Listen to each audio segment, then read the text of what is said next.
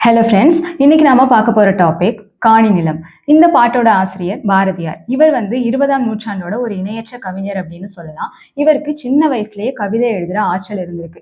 அதனாலதான் இவரை எட்டயபுர மன்னர் பாரதி அப்படிங்கிற டைட்டில் கொடுத்து சிறப்பிச்சிருக்காரு. ஆனா இவரோட ஆக்சுவல் நேம் சுப்பிரமணியன்.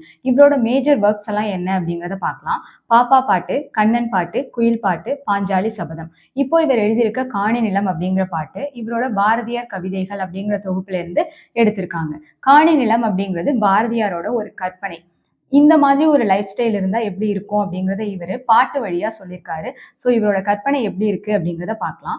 காணி நிலம் வேண்டும், வீடு கற்றளவுக்கு ஒரு இடம் வேணும், அங்க 2 அடுக்கு மாளிகை மாதிரி ஒரு அழகான வீடு இருக்கணும்.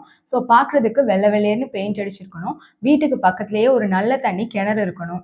வீட்டை சுத்தி தென்னந்தோப்பு இருக்கணும். ஸோ ஜிலு ஜிலுன்னு காத்து அடிச்சுட்டே இருக்கணும். ஸோ எப்பெல்லாம் நமக்கு தேவைப்படுதோ பக்கத்துல உடனே ஒரு இளநீ பறிச்சு சாப்பிடுற மாதிரி இருக்கணும். நைட் டைம்ல வீட்டு முத்தத்துல ஒரு கட்டில் எடுத்து போய் படுத்தோம் அப்படின்னா அந்த நிலா வெளிச்சம் முகத்துல விழணும்.